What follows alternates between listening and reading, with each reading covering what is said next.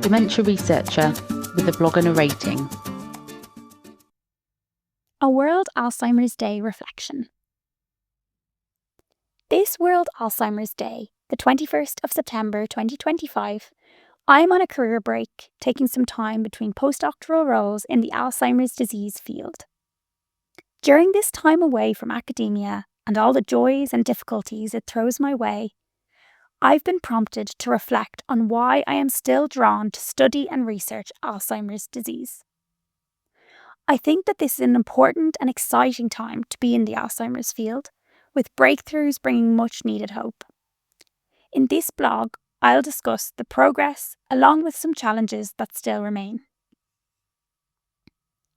The numbers don't lie, and the sheer amount of people affected by Alzheimer's, either having the disease themselves or caring for a loved one with it, is huge. Almost 1 million people in the UK have a dementia-causing disease, with Alzheimer's making up a significant proportion of these cases, between 60 and 80%. Alzheimer's disease and other dementias are the leading cause of death in the UK, and 1 in 3 of us will be directly affected by it in our lifetime. Thinking of someone I know or love with Alzheimer's disease triggers heartbreak and distress. The symptoms of dementia cause an insurmountable emotional burden, as well as taking a physical toll. Yet, despite huge amounts of research going into this devastating disease, we still do not know 2 paramount pieces of information: why someone gets the disease and how to cure it. I think that it's these unknowns that draw researchers to the field. Less than 5% of people who develop Alzheimer's disease have a known genetic cause, such as a dominantly inherited familial gene mutation, like in the APP or PSCN1 genes, or by having trisomy 21.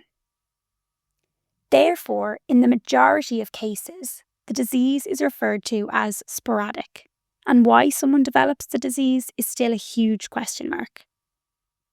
Strides have been made in understanding the underlying pathological mechanisms and genetics of the disease. We know which genes, proteins, and biochemical pathways are involved in the disease processes, and fundamental scientists are continually furthering our understanding of how brain cells are affected by these disease processes. But why these specific biochemical changes occur in someone's brain is yet to be fully understood. There are lifestyle risk factors as well as genetic risk factors, but in most cases there is no final answer as to why someone develops Alzheimer's disease and what kickstarts the disease process in their brain. I think that this unanswered question, and the possibility to help people by solving it, is a massive inspiration to researchers to dive deeper. Likewise, there is no cure for Alzheimer's disease, and very few disease-modifying treatments. If you ask most researchers what their dream outcome of their studies would be, it would be to find a viable treatment to cure Alzheimer's disease. The Alzheimer's Research UK For a Cure campaign really sums up where all research efforts are pointed. However, for unanswered questions to be desirable to study, there must be hints that we are making progress.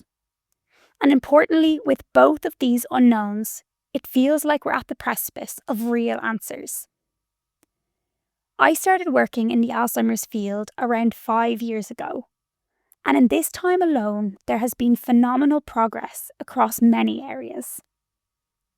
Firstly, the approval of several disease-modifying targeted therapies, anti-amyloid monoclonal antibodies, for Alzheimer's disease has made waves in the field.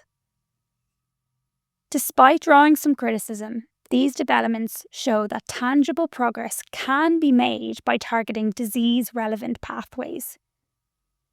Moreover, this progress is inspiring further drug development and clinical trial efforts. This past summer at AAIC, positive clinical trial data was presented from Roche about their brain shuttle anti-amyloid drug, which reports to significantly reduce the side effects of existing anti-amyloid therapies, Better still, many other disease-relevant targets are being examined for therapeutic potential. The 2025 Annual Alzheimer's Clinical Trials Pipeline Report shows an increase in new Phase 1 clinical trials compared to previous years, with 182 active clinical trials for Alzheimer's disease.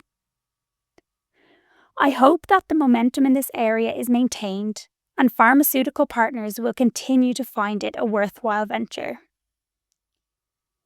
To me, another area with some of the most impressive progress is the biomarkers field.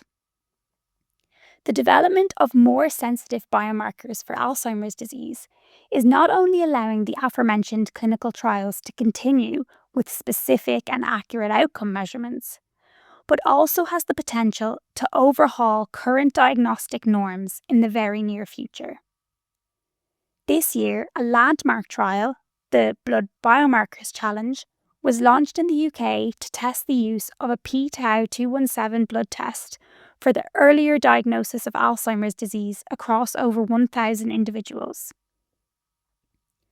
With the rapid development of biomarker screening, there is a very near future where blood-based biomarkers can be used in the clinic to more accurately and cheaply diagnose someone with Alzheimer's disease without invasive procedures. Accurate diagnosis is not only important for future therapies that come along, but also for allowing appropriate lifestyle adaptations to be made so that someone can continue living with dignity as long as possible. These breakthroughs in both the treatment and biomarkers fields, which have been hugely informed by advances in basic science, offer much inspiration to continue researching Alzheimer's disease. Although these big advances are exciting, we can't forget the challenges that are prevalent in the Alzheimer's disease field. Funding is still a hugely limited resource. Grants are highly competitive, and researchers are forced to spend a large chunk of their time trying to secure and maintain funding. Inflation and rising costs are also not being met by funders, limiting scientists' resources. In the UK, the charity sector makes up a large amount of funding for dementia research. It would be great to see government prioritising dementia research more. Internationally, such as with funding cuts suffered by the NIH in the US this year, collaborative research grants are threatened too. Good research thrives on collaboration, but some international partnerships are currently under strain. Not only is research funding a difficulty, but funding for healthcare is critically low. This threatens access to good care where public health systems like the NHS are overburdened with long waiting lists. As mentioned above, access to memory clinics, PET scans or lumbar punctures are critical for early Alzheimer's disease diagnosis. And early diagnosis goes hand in hand with getting the desperately needed support for patients and their loved ones. And of course, when access to healthcare is precarious, this can lead to further disparities for those in difficult socioeconomic circumstances. Finally, a big current issue in the Alzheimer's disease and other medical research fields is the lack of diversity in research practice itself. Historically, most research was carried out on white men, and still today, many studies focus only on samples or individuals of white European ancestry. This lack of representation limits interpretations that can be made from datasets. The field at large needs to address this challenge head-on, and researchers should do everything they can to improve upon racial and sex diversity in their work. Our datasets should represent true world populations. I see certain researchers doing their utmost to address this, and I truly hope it becomes the norm soon. Overall, despite these and other challenges faced by the field today, I am optimistic at the state of the Alzheimer's disease research field. It feels like we're at a turning point with many more breakthroughs on the not-so-distant horizon. Thank you for listening. Join the Dementia Research bloggers and share your own views.